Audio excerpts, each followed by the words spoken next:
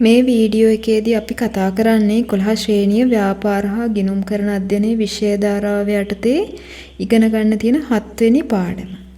නිෂ්පාදන පිරිවැය ලේඛනය. මොකක්ද මේ නිෂ්පාදන පිරිවැය ලේඛනය කියලා කියන්නේ? මේකෙදී අපිට කතා කරන්න තියෙනවා මොනවද නිෂ්පාදන පිරිවැය කියලා කියන්නේ කියලා. දැන් ඕගොල්ලන් දන්නවා භාණ්ඩ මිලදී ගන්නවා වගේම භාණ්ඩ විකුණන ව්‍යාපාර තියෙනවා. ඒ ව්‍යාපාර ආයතන මගින් භාණ්ඩ නිෂ්පාදනය කරලා බෙදා හැරීම දක්වා විවිධාකාර වියදම් දරන්න සිද්ධ වෙනවා. අපි විකුණුම් පිරිවැය කියලා කලින් කතා කරලා තියෙනවා. දැන් මේකෙදි කතා කරනවා නිෂ්පාදන පිරිවැය කියන්නේ මොකක්ද කියලා. කොට අපි නිෂ්පාදන පිරිවැය බෙදනවා කොටස් දෙකකට. මොනවද නිෂ්පාදන පිරිවැය බෙදනවා කොටස් දෙකකට? ඍජු නිෂ්පාදන පිරිවැය සහ වක්‍ර නිෂ්පාදන පිරිවැය. මොකක්ද මේ නිෂ්පාදන පිරිවැය කියලා කියන්නේ? නිෂ්පාදන පිරිවැය කියලා කියන්නේ යම් නිශ්චිත කාල පරිච්ඡේදයකදී යම් භාණ්ඩයක් හෝ සේවාවක් නිෂ්පාදනය කිරීම සඳහා දරන ලද වියදම් වල එකතුවට තමයි කියන්නේ අපි නිෂ්පාදන පිරිවැය කියලා. මොකද්ද නිෂ්පාදන පිරිවැය කියලා කියන්නේ? යම් නිශ්චිත කාලච්ඡේදයකදී යම් භාණ්ඩයක් හෝ සේවාවක් නිෂ්පාදනය කිරීම සඳහා දරන ලද සියලුම වියදම් වල එකතුව තමයි අපි හඳුන්වන්නේ නිෂ්පාදන පිරිවැය කියලා. එතකොට නිෂ්පාදන පිරිවැයේ තියෙනවා මූලිකාංග කිහිපයක්. අපි බලමු මේ මොනවද කියලා. ඍජු නිෂ්පාදන පිරිවැය සහ වක්‍ර නිෂ්පාදන පිරිවැය. ඍජු නිෂ්පාදන පිරිවැයට අයත් වෙනවා ඍජු ද්‍රව්‍ය පිරිවැය, ඍජු ශ්‍රම පිරිවැය සහ වෙනත් ඍජු පිරිවැය. ඒ කියන්නේ මොකද්ද මේ ඍජු නිෂ්පාදන පිරිවැය කියලා කියන්නේ? දැන් යම් නිෂ්පාදිතයක් ඍජුවම හඳුනාගත හැකි පිරිවැය තමයි ඍජු නිෂ්පාදිත පිරිවැය කියලා හඳුන්වන්නේ. යම් භාණ්ඩයක් නිෂ්පාදනය කිරීමේදී කෙලින්ම නිෂ්පාදනය කිරීම සඳහා ඍජුවම අදාළ වෙන වියදම් තමයි ඍජු නිෂ්පාදන වියදම් කියලා කියන්නේ. අපි ඒක බෙදනවා කොටස් දෙකකට. ඍජු ද්‍රව්‍ය පිරිවැය, ඍජු ශ්‍රම පිරිවැය සහ වෙනත් ඍජු පිරිවැය. මොකද්ද ඍජු ද්‍රව්‍ය පිරිවැය කියලා කියන්නේ? දැන් අපි හිතමු යම් මේසයක් හදනවා කියලා. ඒ මේසයක් හදද්දී භාවිතා කරන දැව. ඒක තමයි නිෂ්පාදනය කරන ලද භාණ්ඩය තුළට අන්තර්ගත වන භාණ්ඩ ඒකකයක් සමග පැහැදිලිව හඳුනාගත හැකි භෞතික සම්පත් වල වටිනාකම තමයි ඍජු ද්‍රව්‍ය පිරිවැය කියලා කියන්නේ. තව දැන් පොතක් මුද්‍රණය කිරීමේදී බැලුවොත් භාවිත කරන කඩදාසි සහ තීන්ත. ඒ කිව්වේ නිෂ්පාදිත භාණ්ඩ ඒකකයක් සමග පැහැදිලිවම හඳුනාගත හැකි භෞතික සම්පත් වල වටිනාකම තමයි ඍජු ද්‍රව්‍ය පිරිවැය කියලා හඳුන්වන්නේ. ඊළඟට මොකද්ද ඍජු ශ්‍රම පිරිවැය කියලා කියන්නේ? කිසියම් භාණ්ඩයක්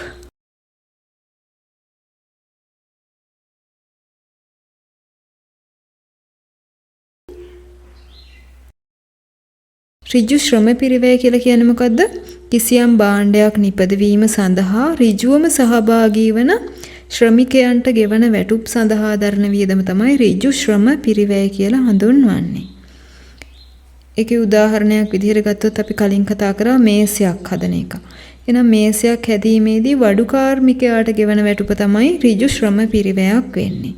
ඒ වගේම අපි පොත් මුද්‍රණය ගැන කතා කරා. එහෙනම් පොත් මුද්‍රණ සේවකයන්ට ගෙවන වැටුප් ඍජු ශ්‍රම පිරිවැයක් බවට අපි හඳුන්වනවා. ඒක දැන් යෙදවුමක් නිමැවුමක් බවට පත්වීම සඳහා ඍජුවම දායක වන සේවකයන්ට කරන ගෙවීම තමයි ඍජු ශ්‍රම පිරිවැය කියලා කියන්නේ. දැන් ඔය දැවයක් ගත්තොත් දැවේ පුටුව බවට පත් කිරීමට දායක වෙන ශ්‍රමිකයෝ ඉන්නවා. ඒගොල්ලන් තමයි වඩු බාස්ලා කියලා අපි හඳුනන වඩු කාර්මිකයෝ. ඒගොල්ලන්ට ගෙවන පිරිවැය තමයි ගෙවන වැටුප තමයි ඍජු ශ්‍රම පිරිවැය උදාහරණයක් විදිහට ගත්තොත්. ඊළඟට වෙනත් ඍජු පිරිවැය කියලා කියන්නේ මොකද්ද? භාණ්ඩ ඒකකයක් නිපදවීමේදී ඍජුව හඳුනාගත හැකි ද්‍රව්‍ය පිරිවැයට සහ ශ්‍රම පිරිවැයට අමතරව ඍජුවම යොදා ගන්නා වෙනත් වියදම් තමයි වෙනත් ඍජු පිරිවැය කියලා අපි හඳුන්වන්නේ. දැන් පොත් මුද්‍රණ ආයතනයක පොත් මුද්‍රණය කරලා මුද්‍රණය කිරීමේ කාර්ය අවසන් වෙනකොට කර්තෘවරයාට ගෙවන කර්තෘ භාගය අපි හඳුන්වනවා වෙනත් ඍජු පිරිවැය කියලා. ඒක පැහැදිලිව තේරුම් ගන්න ඍජු ද්‍රව්‍ය පිරිවැය සහ ඍජු ශ්‍රම පිරිවැයට යටතේ වර්ග කරන්න නොහැකි අනිත් වියදම් තමයි වෙනත් ඍජු පිරිවැය කියලා අපි හඳුන්වන්නේ. කිව්වේ වෙනත් දේ සඳහා දරන වියදම් තමයි වෙනත් ඍජු පිරිවැය කියලා අපි හඳුන්වන්නේ. ඊළඟට ප්‍රාථමික පිරිවැය කියලා කියන්නේ මොකද්ද? ප්‍රාථමික පිරිවැය කියලා අපි හඳුනනවා ඍජු ද්‍රව්‍ය පිරිවැය, ඍජු ශ්‍රම පිරිවැය සහ වෙනත් ඍජු පිරිවැයේ එකතුව. භාණ්ඩයක් නිෂ්පාදනය කිරීම සඳහා දරන ලද ඍජු ද්‍රව්‍ය පිරිවැය, ඍජු ශ්‍රම පිරිවැය සහ වෙනත් ඍජු පිරිවැය කියන තුනේම එකතුවට තමයි අපි කියන්නේ මුළු ඍජු පිරිවැය එහෙම නැත්නම් ප්‍රාථමික පිරිවැය කියලා. මුළු ඍජු පිරිවැය කියනවා. එහෙම නැත්නම් ප්‍රාථමික පිරිවැය කියලා හඳුන්වනවා. අපි ගණන් හදනකොට ඔයගලන්ට මේක හොඳට පැහැදිලි වෙයි මොකද්ද මේ මුළු ඍජු පිරිවැය එහෙම නැත්නම් ප්‍රාථමික පිරිවැය කියලා කියන්නේ කියලා. ඊළඟට මොකද්ද මේ නිෂ්පාදන පොදු කාර්ය පිරිවැය? එහෙම නැත්නම් වක්‍ර නිෂ්පාදන පිරිවැය කියලා කියන්නේ. කියන්නේ නිෂ්පාදන ඒකකයට අදාළව පැහැදිලිව හඳුනාගත නොහැකි සමස්ත නිෂ්පාදනය වෙනුවෙන් දරන වියදම් තමයි නිෂ්පාදන පොදු කාර්ය පිරිවැය කියලා අපි හඳුන්වන්නේ. ඒ ප්‍රාථමික පිරිවැයට අමතරව දැන් මේ නිෂ්පාදන කටයුත්තට අදාළ වෙන අනිකුත් වියදම් සියල්ල තමයි අපි හඳුන්වන්නේ වක්‍ර නිෂ්පාදන පිරිවැය කියලා. නැත්නම් නිෂ්පාදන පොදු කාර්ය පිරිවැය කියලා. මොනවද ඒකට උදාහරණ? වක්‍ර ද්‍රව්‍ය පිරිවැය තියෙනවා, වක්‍ර ශ්‍රම පිරිවැය තියෙනවා, වෙනත් වක්‍ර පිරිවැය තියෙනවා. මොකද්ද වක්‍ර ද්‍රව්‍ය පිරිවැය කියලා කියන්නේ? නිෂ්පාදන ඒකකයට අදාළව ඍජුවම හඳුනාගත නොහැකි ද්‍රව්‍ය සඳහා දරන වියදම් තමයි වක්‍ර ද්‍රව්‍ය පිරිවැය කියලා කියන්නේ. දැන් අපි කලින් කතා කරපු උදාහරණේ මේසයක් නිපදවීමේදී ඔයගලන් දන්නවා වැලි කඩදාසි අවශ්‍ය වෙනවා මේසයේ සුමටව මැද ගැනීම සඳහා. එතකොට ඒක කෙලින්ම ඍජු ද්‍රව්‍යයක් නෙමෙයි. වැලි කඩදාසි කියන්නේ වක්‍රව දායක වෙන ද්‍රව්‍යයක්. එන්නේ ඒකට අපි උදාහරණයකට අපිට ගත්ත හැකි වැලි කඩදාසි මේසය නිපදවීමේදී උදා කරන වැලි කඩදාසි වක්‍ර ද්‍රව්‍ය පිරිවැය වලට. වැලි කඩදාසි වලට දරන වියදම් අපිට ගත්ත හැකි වක්‍ර ද්‍රව්‍ය පිරිවැය කියලා. ඒ වගේම පොත් මුද්‍රණය ගැන කතා කරොත් පොත් මුද්‍රණ යන්ත්‍රයට යොදා ගන්නා ලිහිසි තෙල්. කෙලින්ම මුද්‍රණ කටයුත්තට දායක වෙලා නැහැ. නමුත් මැෂින් සඳහා අපි යොදාගත්ත ලිහිසි තෙල්. එතකොට ඒක මොකද්ද? වක්‍ර ද්‍රව්‍ය පිරිවැයක්. ඊළඟට මොකද්ද වක්‍ර ශ්‍රම පිරිවැය කියලා කියන්නේ? වක්‍ර ශ්‍රම පිරිවැය කියලා කියන්නේ නිෂ්පාදන කටයුත්තකට ඍජුවම සම්බන්ධ කළ නොහැකි. නමුත් ඒ නිෂ්පාදන කටයුත්ත සඳහා ඍජුවම සම්බන්ධ කර නොහැකි වියදම් තමයි අපි හඳුන්වන්නේ වක්‍ර ශ්‍රම පිරිවැය කියලා. මොකද්ද උදාහරණ? දැන් අපි පොත් මුද්‍රණය සම්බන්ධයෙන් ගත්තොත් කර්මාන්ත ශාලාවේ අධීක්ෂණ නිලධාරීන්ට ගෙවන වැටුප්, ඒ වගේම ලිපිකරුවන්ට ගෙවන වැටුප්. ඒව තමයි වක්‍ර ශ්‍රම පිරිවැය කියලා අපි හඳුන්වන්නේ. ඒක ඍජුවම සම්බන්ධ කළ නොහැකි ශ්‍රමය තමයි හඳුන්වන්නේ වක්‍ර ශ්‍රම පිරිවැය කියලා. ඊළඟට වෙනත් වක්‍ර පිරිවැය කියලා කියන්නේ මොනවද? නිෂ්පාදන ඒකකයට අදාළව ඍජුවම සම්බන්ධ කළ නොහැකි වක්‍ර ද්‍රව්‍ය පිරිවැයට හා වක්‍ර ශ්‍රම පිරිවැයට අමතරව තවත් වියදම් තියෙනවා. අන්න ඒව තමයි හඳුන්වන්නේ වෙනත් වක්‍ර වියදම් කියලා. උදාහරණ විදිහට ගත්තොත් මොකක්ද? දැන් අපි කලින් කිව්ව උදාහරණයම ගමු. පොත් මුද්‍රණාලයක කම්හල් කුලී. ඊළඟට කම්හල් රක්ෂණ වියදම්. ඒක කෙලින්ම සම්බන්ධ වෙන්නේ නැහැ නිෂ්පාදනයට. නමුත් ඒක වක්‍රව ඒ පිරිවැයත් දායක වෙනවා මේ නිෂ්පාදන ක්‍රියාවලිය සඳහා. ඒව තමයි වෙනත් වක්‍ර පිරිවැය කියලා අපි හඳුන්වන්නේ. වෙනත් නිෂ්පාදන පොදු කාර්ය පිරිවැය එහෙම නැත්නම් වක්‍ර පිරිවැය කොහොමද අපි හොයාගන්නේ?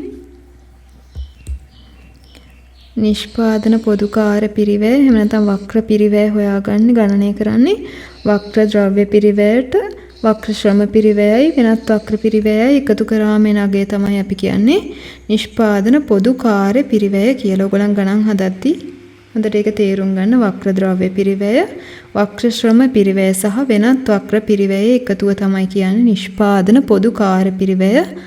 එහෙම නැත්නම් වක්‍ර පිරිවැය කියලා. ඊළඟට මොකද මුළු නිෂ්පාදන පිරිවැය කියලා හඳුන්වන්නේ? මුළු නිෂ්පාදන පිරිවැය කියලා කියන්නේ මොකද්ද? ප්‍රාථමික පිරිවැයයි නිෂ්පාදන පොදු කාර්ය පිරිවැයයි එකතුව. ඒක තමයි මුළු නිෂ්පාදන පිරිවැය කියලා කියන්නේ. කිවියම් භාණ්ඩයන් නිෂ්පාදනය කිරීම සඳහා දරන ලද සියලුම වියදම් වල එකතුව තමයි මුළු නිෂ්පාදන පිරිවැය කියලා හඳුන්වන්නේ. ඊළඟට නිෂ්පාදන ඒකක පිරිවැය. එහෙම නැත්නම් ඒකක පිරිවැය කියලා කියන්නේ මොකද්ද? කිසියම් නිෂ්පාදිතයකට අදාළව එක් එකයක් නිපදවීම සඳහා වැය වෙන පිරිවැය තමයි ඒකක පිරිවැය කියලා හඳුන්වන්නේ. එක් නිෂ්පාදනයක් එක් නිපදවීම සඳහා වැය වෙන පිරිවැය තමයි ඒකක පිරිවැය කියලා හඳුන්වන්නේ. කොහොමද ඒක ගණනය කරන්නේ? මුළු නිෂ්පාදන පිරිවැය බෙදන්න ඕනේ නිෂ්පාදන ඒකක ප්‍රමාණයෙන්. එතකොට එනවා ඒකක පිරිවැය. ඊළඟට මොකද්ද ඒකකයක ලාභාන්තිකය කියලා කියන්නේ? ඒකකයක ලාභාන්තිකය කියලා කියනවා නිෂ්පාදන ආයතනයක්. දැන් අපි හිතමු මේසයක්, කලින් උදාහරණ ගත්තොත් මේසයක් නිෂ්පාදනය කරලා ඒක වෙළඳපොළට ඉදිරිපත් කිරීමේදී ඒ දරන ලද පිරිවැයට අමතරව යම් අගයක් එකතු කරනවා. එන්න ඒක තමයි ලාභාන්තිකය කියලා කියන්නේ. දැන් අපි මේසයක් හදන්න උදාහරණයක් විදිහට ගියා වියදම මුළු නිෂ්පාදන පිරිවැය රුපියල් 1000ක් ගිහිල්ලා තියෙනවා. නමුත් අපි වෙළඳපොළට ඉදිරිපත් කිරීමේදී රුපියල් 1000ට අපි ඒක විකුණනොත් අපිට කිසිම ලාභයක් ලැබෙන්නේ නැහැ. එහෙම වුණොත් අපි මොකද කරන්නේ? අපි මේකට තව අමතර ගාණක් එකතු කරලා තමයි අපි වෙළඳපොළට ඉදිරිපත් කරන්නේ. ඒකට තමයි කියන්නේ ලාභාන්තිකය කියලා. නමුත් මේ ලාභාන්තිකය තා විශාල අගයක් වුණොත් මොකද වෙන්නේ? ගැනුම්කරුව අඩු වෙනවා. මොකද භාණ්ඩයේ මිල වැඩි කරන්න සිද්ධ වෙනවා. එහෙම වුණොත් ගැනුම්කරුවන්ගේ ඉල්ලුම අඩු වෙනවා. ලාභාන්තිකය ඒ නිසා ඉතා පොඩි අගයක් තමයි බොහෝ විට යොදාගන්නේ. එතකොට මොකද්ද වෙන්නේ? භාණ්ඩයේ මිල අඩු වෙනවා, ඉල්ලුම වැඩි වෙනවා, ගැනුම්කරුවෝ වැඩි වෙනවා. ව්‍යාපාරයට එම නිසා ලැබෙන ලාභය වැඩි වෙනවා. ඊළඟට ඒකකයක විකුණුම් මිල. මොකද්ද විකුණුම් මිල කියලා කියන්නේ? නිෂ්පාදිත ඒකකයක් වෙළඳපොළට ඉදිරිපත් කරන මිල තමයි ඒකකයක විකුණුම් මිල කියලා හඳුන්වන්නේ. කොහොමද විකුණුම් මිල ගණනය කරන්නේ? ඒකක පිරිවැයට එකතු කරනවා ඒකක ලාභාන්තිකය. එහෙම තමයි ඒකකයක විකුණුම් මිල ගණනය කරන්නේ. දැන් අපි ගණන් දෙක තුනක් හදමු. එතකොට ඕගලන්ට තේරෙයි මොකද්ද මේ ප්‍රාථමික පිරිවැය කියන්නේ, නිෂ්පාදන පිරිවැය කියන්නේ මොකද්ද? ළඟට මුළු නිෂ්පාදන පිරිවැය කියන්නේ මොකද්ද? ඒකක පිරිවැය කියන්නේ මොකද්ද? ඒකක විකුණුම් මිල කොහොමද හදාගන්නේ? ඒකක ලාභාන්තිකය කොහොමද අපි විකුණුම් මිලට එකතු කරන්නේ? ඒවා බලන්න අපි ගාණක් හදලා බලමු.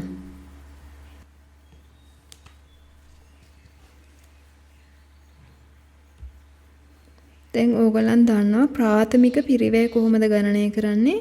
ඍජු ද්‍රව්‍ය පිරිවැයයි, ඍජු ශ්‍රම පිරිවැයයි, වෙනත් ඍජු පිරිවැය එකතු කරාම තමයි එන්නේ ප්‍රාථමික පිරිවැය. දැන් ඕගලන්ගේ පෙළ පොතේ තියෙනවා පිටු අංක 110 රණුකගේ පොත් මුද්‍රණ ආයතනයේ පොත් මුද්‍රණයට අදාළ වියදම් කිහිපයක්. අපි මේ වියදම් වලට අදාළව බලමු ප්‍රාථමික පිරිවැය කොහොමද ගණනය කරන්නේ කියලා. ප්‍රාථමික පිරිවැය ගණනක දැන් මුද්‍රණ කඩදාසි සඳහා ගිහිල්ලා තියෙනවා රුපියල් 40000ක්. තීන්ත සඳහා ගිහින් තියෙනවා රුපියල් 5000ක්. මුද්‍රණ යන්ත්‍ර ක්‍රියාකරුගේ වැටුප සඳහා ගිහින් තියෙනවා රුපියල් 15000ක්. කතුවරයාට ගෙවූ කතෘ භාගයේ ගිහින් තියෙනවා රුපියල් 15000ක්. ඒකේ පොතකට 150 බැගින් පොත් 100ට ගිහින් තියෙනවා 15000ක්. දැන් අපිට කියනවා ප්‍රාථමික පිරිවැය ගණනය කරන්නලු. දැන් ඕගොල්ලෝ මුලින්ම බලන්න මොනවද මේ ඍජු ද්‍රව්‍ය පිරිවැය, ඍජු ශ්‍රම පිරිවැය, ඍජු වෙනත් පිරිවැය මොනවද කියලා. දැන් බලමු ඍජු ද්‍රව්‍ය පිරිවැය කියන්නේ මුද්‍රණ කඩදාසි ඍජු ද්‍රව්‍යයක්. ඊළඟට තව මොකද? තීන්ත ඒකත් ඍජු ද්‍රව්‍ය පිරිවැයක්. අපි මේ දෙක මුලින්ම දාගමු. 40000ක් තියෙනවා මුද්‍රණ කඩදාසි වලට, තව 5000ක් තියෙනවා තීන්ත වලට. ඔන්න ඍජු ද්‍රව්‍ය පිරිවැය. ඊළඟට ඍජු ශ්‍රම පිරිවැය කියලා අපිට ගන්න පුළුවන් වෙනකොට මුද්‍රණ යන්ත්‍ර ක්‍රියාකරුගේ වැටුප. ඒක අපිට ගන්න පුළුවන් ඍජු ශ්‍රම පිරිවැය කියලා 15000. ඊළඟට වෙනත් ඍජු පිරිවැය වලට මොනවද අයිති වෙන්නේ? කත්තුවරයාට ගෙවූ කතෘ භාගය. ඒකත් තියෙනවා 15000ක්. මෙන්න මේ තුනේ එකතුව තමයි ප්‍රාථමික පිරිවැය කියලා අපි හඳුන්වන්නේ. කීයක් වෙනවද මුළු ගාන? රුපියල් 75000ක් වෙනවා. මෙන්න මේක තමයි කියන්නේ ප්‍රාථමික පිරිවැය කියලා.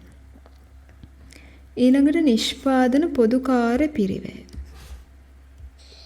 ඒ කොහොමද ගණනය කරන්නේ? නිෂ්පාදන පොදු කාර්ය පිරිවැය ගණනය කරන්නේ වක්‍ර ද්‍රව්‍ය පිරිවැය, වක්‍ර ශ්‍රම පිරිවැය සහ වෙනත් වක්‍ර පිරිවැය එකතුව තමයි කියන්නේ නිෂ්පාදන පොදු කාර්ය පිරිවැය.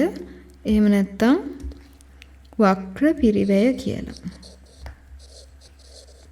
අපි වක්‍ර පිරිවැයට අදාළ ගාන හදමු. පිටු අංක 111 තියෙනවා. කලින් කිව්ව රණුක පොත් මුද්‍රණ ආයතනයේම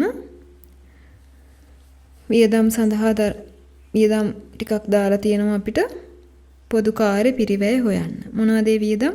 තෙල් සඳහා ගිහින් තියෙනවා රුපියල් 12000ක්. අධීක්ෂණ වැටුප් සඳහා රුපියල් 20000ක්. කම්හල් රක්ෂණ සහ කුලී වශයෙන් රුපියල් 30000ක් සහ 15000ක් ගිහිල්ලා තියෙනවා. අපෙන් අහනවා පොදු කාර්ය පිරිවැය හොයන්න කියලා. අපි බලමු කොහොමද ඒක හොයන්නේ. පොදු කාර්ය පිරිවැය ඒ කියන්නේ වක්‍ර ද්‍රව්‍ය පිරිවැය, වක්‍ර ශ්‍රම පිරිවැය, වෙනත් වක්‍ර පිරිවැය. අපි දැන් කෙලින්ම මේකේ හඳුනගත්ත වක්‍ර ද්‍රව්‍ය විදිහට මොනවද තියෙන්නේ? ලිහිසි තෙල් සඳහා ගිය වියදම එනවා වක්‍ර ද්‍රව්‍ය පිරිවැයට. කීයක්ද ඒක? 12000ක්. ඊළඟට වක්‍ර ශ්‍රම පිරිවැයත් කෙලින්ම අපිට අඳුන ගන්න පුළුවන් අධීක්ෂණ වැටුප් සඳහා රුපියල් 20000ක්. වක්‍ර ශ්‍රම පිරිවැය. ඊළඟට වෙනත් වක්‍ර පිරිවැයට අපිට හොයාගත්ත හැකි කම්හල් රක්ෂණය සහ කුලී වශයෙන් ගිහින් තියෙන පිරිවැය කීයද? 30000කුයි 15000කුයි. කියන්නේ කීයද? ඔක්කොම 45000ක්. මෙන්න මේ අගයන් තුනේ එකතුව තමයි එතකොට පොදු කාර්ය පිරිවැය කියලා හඳුන්වන්නේ. කීයද ඒක? රුපියල් 77000ක්. මෙන්න මේක පොදු කාර්ය පිරිවැය. ඊළඟට මුළු නිෂ්පාදන පිරිවැය කියන්නේ මොකද්ද? අපි කලින් කිව්වා මුළු නිෂ්පාදන පිරිවැය කියලා කියන්නේ ප්‍රාථමික පිරිවැය සහ නිෂ්පාදන පොදු කාර්ය පිරිවැය එකතුව. ඒකක පිරිවැය කියලා කියන්නේ මුළු නිෂ්පාදන පිරිවැය බෙදනවා නිෂ්පාදන ඒකක ප්‍රමාණයෙන්.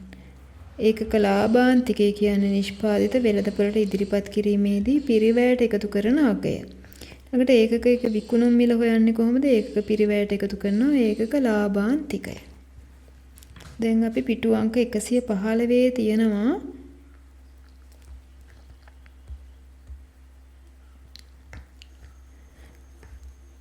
ඊට කලින් අපි එක ගාණක් හදලා බලමු පිටු අංක 115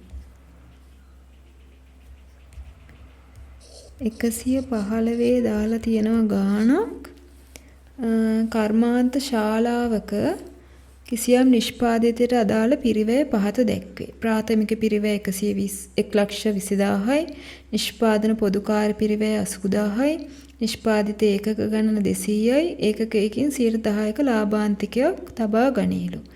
දැන් ඕගොල්ලන්ගෙන් අහනවා මුළු නිෂ්පාදන පිරිවැය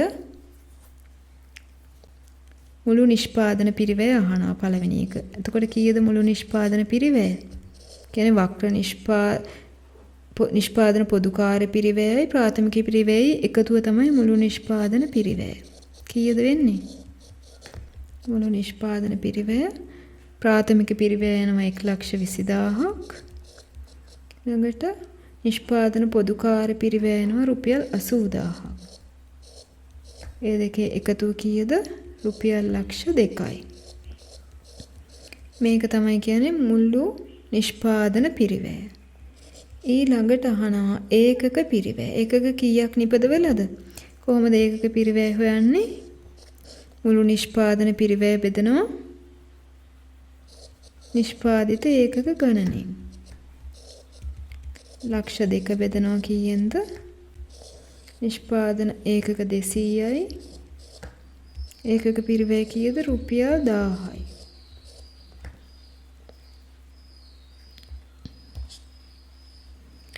ඊළඟට අහනවා ඒකකයක විකුණුම් මිල. කොහොමද ඒකකයක විකුණුම් මිල හොයන්නේ?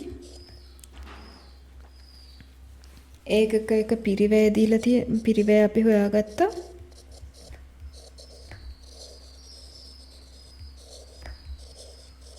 ඒකකයක පිරිවැය අපි හොයාගත්ත රුපියල් 1000යි. ඊළඟට මොකද ඒකකයක ලාභාන්තිකය. ලාභාන්තික එකතු කරන්න. ඒකකයකින් 110යි. එහෙනම් 1000 වැඩි කිරීම 110යි. ඒකකයක ලාභාන්තිකය. කීයද උත්තරේ එන්නේ? 1100යි. ඒකකයක විකුණුම් මිල රුපියල් 1100යි. මෙන්න මේ විදිහට තමයි ගණන් හදන්නේ. දැන් ඔයගොල්ලන් දන්නවා වක්‍ර පිරිවැය කියන්නේ මොකක්ද? ඍජු පිරිවැය කියන්නේ මොකක්ද? ඒ ටික දන්න. ඊළඟට පිරිවැය ලේඛනය සකස් කරන්නේ. කොහොමද පිරිවැය ලේඛනය සකස් කරන්නේ? ඍජු ද්‍රව්‍ය පිරිවැය ඒ ටික දානවා ප්‍රාථමික පිරිවැය යටතේ. ඊළඟ නිෂ්පාදන පොදු කාර්ය පිරිවැය ටික දානවා. එතකොට එනවා කෙලින්ම මුළු නිෂ්පාදන පිරිවැය. අපි කලින් හදපු ගානම තමයි මෙන්න මේ ආකෘතියට අනුව තමයි හදන්නේ. මුලින්ම දානවා කාගේද මොන ව්‍යාපාරයේද මොන මාසය සඳහාද මොන වසර සඳහාද පිරිවැය ලේඛනය කියලා දානවා. අපි බලමු ඔයගලන්ගේ පිටු 116 පිටුවේ තියෙන ගාන හදලා රණමයුර ව්‍යාපාරයේ 20යි XX දෙසැම්බර් මාසය සඳහා පිරිවැය ලේඛනය. ඔයගලන්ට උඩ දීලා තියෙනවා එකේ අදාළ වියදම් කොච්චරක්ද කියලා. දැව සඳහා වඩු කාර්මික වැටුප ඍජු වෙනත් වියදම් එන සහ පොලිස් සඳහා ඒ වියදම් ටික ඔක්කොම දීලා තියෙනවා. ඔයගොල්ලන් පළමුවෙන්ම කරන්න ඕනේ මේ මොන වියදම්ද කියලා මේක වර්ග කරගන්න ඕනේ. ඍජු වියදම් මොනවද? වක්‍ර වියදම් මොනවද කියලා ඔයගොල්ලන් හොඳට කල්පනාවෙන් ඒක මාක් කරගන්න ඕනේ. ඊට පස්සේ ඒකට අදාළ පිරිවැය මේ ආකෘතියට අනුව දාන්න ඕනේ. අපි මුලින්ම දානවා මොනවද? ප්‍රාථමික පිරිවැය. ප්‍රාථමික පිරිවැය දානවා මොනවද? මුලින්ම දානවා ඍජු ද්‍රව්‍ය. ඍජු ද්‍රව්‍ය මොනවද? දැව. කීයක් තියෙනවද? 1,20,000ක්. ඊළඟට තියෙනවා ඍජු ශ්‍රමය.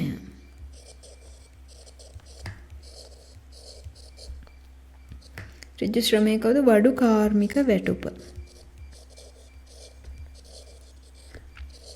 ලී බඩු නිෂ්පාදනය නම් කෙලින්ම වඩු කාර්මික වැටුප කීයද? රුපියල් 40,000යි. ඊළඟට ඍජු වෙනත් පිරිවැය. කීයක් තියෙනවද? 15,000ක් තියෙනවා. ඍජු වෙනත් පිරිවැය තියෙනවා 15,000ක්. දැන් මේ ප්‍රාථමික පිරිවැය එකතු කරලා දානවා දකුණු පැත්තෙන්. කීයක්ද? 1,75,000යි. ඊළඟට තියෙනවා නිෂ්පාදන පොදු කාර්ය පිරිවැය.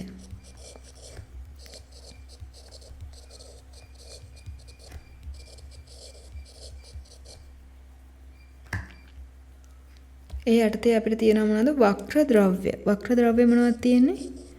වක්‍ර ද්‍රව්‍ය පිරිවැය වලට තියෙනවා ඇන හා පොලිෂ්. ඇන හා පොලිෂ්. ඒක වක්‍ර ද්‍රව්‍යයක්නේ. ඇන හා පොලිෂ් වලට කීයක් ගිහින් තියනවද? රුපියල් 5,000යි. ළඟට වක්‍ර ශ්‍රමය. වක්‍ර ශ්‍රමයට මොනවද? සුපරීක්ෂණ වේතන. සුපරීක්ෂක වේතන. කීයක්ද? රුපියල් 30,000යි. ඊළඟට වක්‍ර වෙනත් වියදම් තියෙනවා. මොනවද යටතට අපිට දාන්න පුළුවන් දේවල් දෙනවා. කම්හල් කුලී දීලා තියෙනවා. කීයක්ද? රුපියල් 12,000යි. ඊළඟට ඉන්ධන හා විදුලිය. රුපියල් 8,000යි. ඊළඟට කම්හල් රක්ෂණය.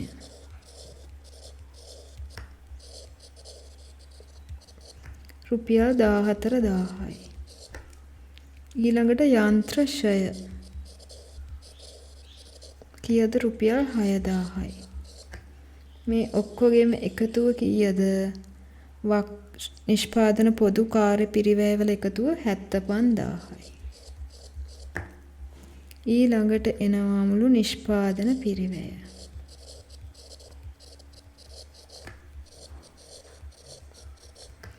ප්‍රාථමික පිරිවැය සහ නිෂ්පාදන පොදු කාර්ය පිරිවැය එකතුව මුළු නිෂ්පාදන පිරිවැය කීයද? 2,50,000යි. මෙන්න මුළු නිෂ්පාදන පිරිවැය. දැන් ඕගලන් දන්නවා ආකෘතියට අනුව පිරිවැය ලේඛනය කොහොමද හදන්නේ කියලා. ඊළඟට පරිගණක පැතුරුම්පත් මගින් පිරිවැය ලේඛනය සකස් කරන්න. ඒ කියන්නේ Excel sheet එක ඕගලන් කරලා ඇති පරිගණක පැතුරුම්පත් කියන Excel sheet වල කොහොමද පිරිවැය ලේඛනය සකස් කරන්නේ කියලා. එතනින් මේ පාඩම ඉවරයි. ඊළඟට තියෙනවා ආයෝජනය කියන 8 වෙනි පාඩම. අපි බලමු ඊළඟ වීඩියෝ එකේදී ආයෝජනය කියන්නේ මොකක්ද කියලා.